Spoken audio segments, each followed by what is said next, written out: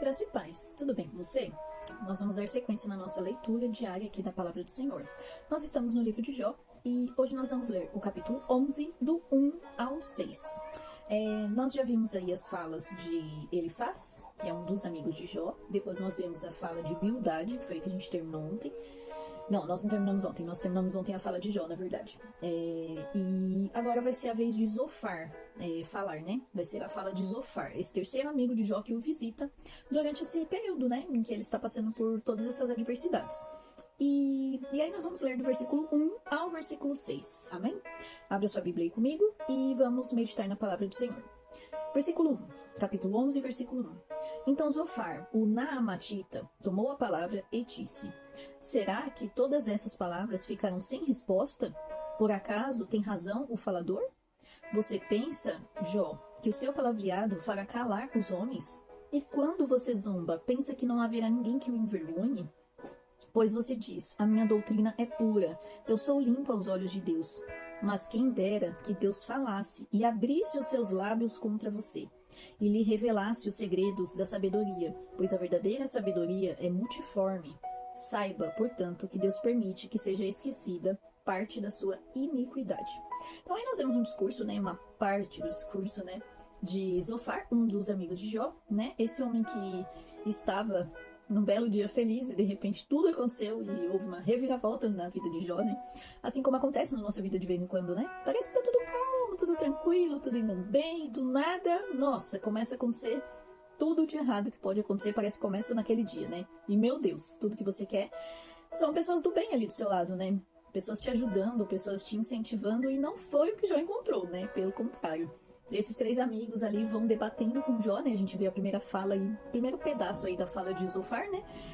Mas a gente já vê aí um monte de questões aí, interrogativas, né? Ele perguntando, né? Será que o falador ficará sem resposta? Então, ele pede assim, né? Quem dera que Deus falasse e abrisse os lábios contra você. Então, ao mesmo tempo que ele tá indignado com a fala de Jó, ele também tá sendo insensível, né? Com tudo que ele passou. Então, é como se fossem... Vou pensar assim, né? Como se fossem três amigos religiosos. Eles estão olhando apenas as palavras de Jó. Aquilo que Jó colocou para fora, né? Expressando aquilo que ele estava sentindo. É como se eles olhassem somente as falas de Jó. E não tudo que Jó passou até chegar nessas falas, né? E que complicado é a gente olhar uma pessoa só por aquilo que ela expressou, né? Às vezes ela expressou porque ela confiou em você para expressar aquilo, né? E às vezes você com aquele sentimento de... eu vou usar como religiosidade mesmo, coloca ali as palavras de forma errada. E esses amigos foram esses, né? Que infelizmente focaram só no que Jó falou e não viram a vida que Jó levava, o quão temente ele era a Deus, e que ele ainda permanecia, né? Mesmo diante de tudo isso, ele ainda permanecia fiel a Deus.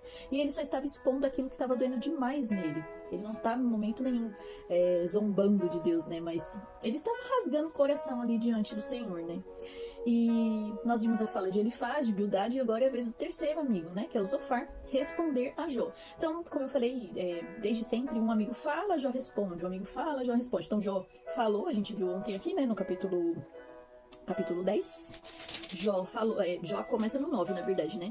A resposta de Jó começa no 9, então 9 e 10 é a resposta de Jó, e aí o amigo vem e fala. Então toda vez que Jó responde, um amigo fala, Jó responde, um amigo fala, e aí a gente vai ver esse discurso por várias vezes aí, né?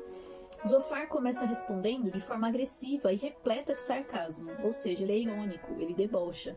Ele se enfureceu com as muitas palavras de Jó e sua atitude em zombar da sabedoria de Deus. Ele acusa Jó de ser arrogante e se gabar da sua inocência. Expressa sua frustração em Deus por não ter punido Jó ainda. E aí, essa parte dele se gabar, né, como ele fala aqui, de ser arrogante, expressar sua inocência. Jó não está tentando, penso eu, da forma que eu compreendo, ele não está tentando se gabar da sua inocência.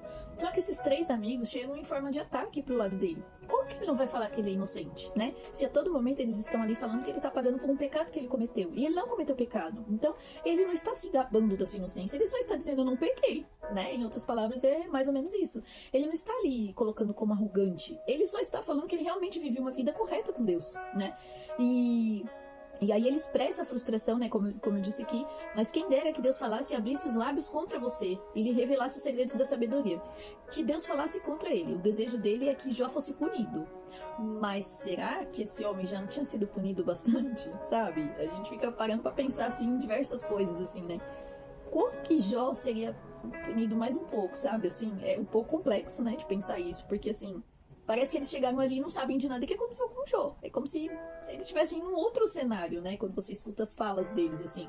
Parece que eles chegaram, o Jó tá bem, com dinheiro, com riquezas, com os filhos, e parece que tá tudo normal e Jó tá falando besteira, né? E não foi isso, né? Ele tá expondo uma situação bem dolorosa da vida dele, né? E lá no versículo 6 vai falar: Deus revelasse os segredos da sabedoria, pois a verdadeira sabedoria é multiforme. Essa palavra multiforme quer dizer muitas formas, né? Saiba, portanto, que Deus permite que seja esquecida parte da sua iniquidade. Então, ainda assim, continuam falando como se Jó tivesse pecado. Esquecida parte da sua iniquidade. E Jó não cometeu nenhum pecado, né? Até o que a gente sabe da história que nós estamos lendo, né? Em meio à sua raiva, Zofar levanta uma questão importante sobre a sabedoria de Deus. Ele argumenta que a sabedoria de Deus é tão profunda e insondável que ninguém pode compreendê-la. Que é essa parte que ele fala aqui, né?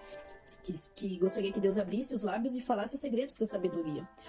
A sabedoria de Deus tem muitas formas e aspectos, é complexa e não pode ser compreendida facilmente. Então, muitas vezes, nós não vamos entender aquilo que Deus está fazendo na nossa vida. Nós temos visto isso aqui, né, diariamente, com esse estudo de Jó, né? Como tem nos ensinado, né, sobre isso. Embora sua resposta a Jó seja cruel e sarcástica, podemos aprender com Zofar sobre a sabedoria de Deus. É importante reconhecer que Deus é muito mais sábio do que nós e que a sua sabedoria é incompreensível. Infelizmente, nós não vamos entender tudo o que Deus faz, né? Os planos de Deus são maiores que os nossos. Está muito além da nossa compreensão. Não tem como entendermos. Então, não adianta ficar questionando, né? Nós devemos aceitar, confiar e seguir. É isso, né? Às vezes podemos não entender as razões pelas quais Deus permite que certas coisas aconteçam em nossas vidas. Mas devemos confiar que Ele tem um propósito e que a sua sabedoria é muito mais profunda do que podemos compreender. Embora a sabedoria de Deus seja complexa e insondável, Ele é um Deus de amor e misericórdia.